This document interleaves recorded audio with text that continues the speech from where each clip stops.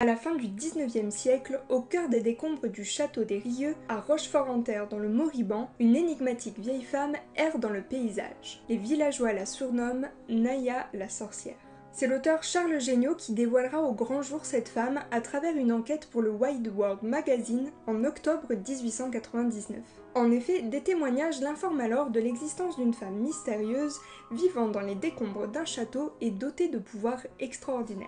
Elle aurait notamment la capacité de lire l'avenir, mais également d'être présente physiquement à différents endroits en même temps. Elle se déplacerait en volant sur un balai et serait insensible aux flammes.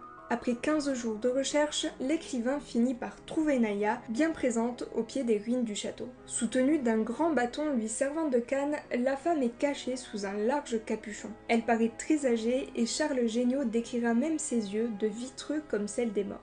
Elle confie à l'écrivain qu'elle est immortelle, et elle le met en garde. Il ne doit surtout pas la toucher, sous peine d'être brûlée.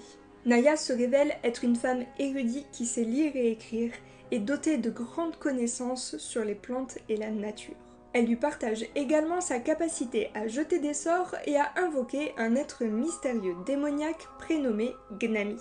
Charles Géniaux ira plusieurs fois à sa rencontre et aura même le privilège de la voir exercer ses pouvoirs durant des invocations au ciel ou encore lisant l'avenir d'une jeune femme dans les lignes de sa main. De nos jours, mis à part ces clichés pris par Charles Géniaux et ses témoignages, la légende de Naya et les mystères qui l'entourent restent entiers. À savoir que la ville de Rochefort-en-Terre a donné son prénom au musée des arts de l'imaginaire fantastique pour rendre hommage à cette femme extraordinaire et perpétuer son héritage fascinant. Dis-moi en commentaire si plus d'épisodes sur les sorcières t'intéressent.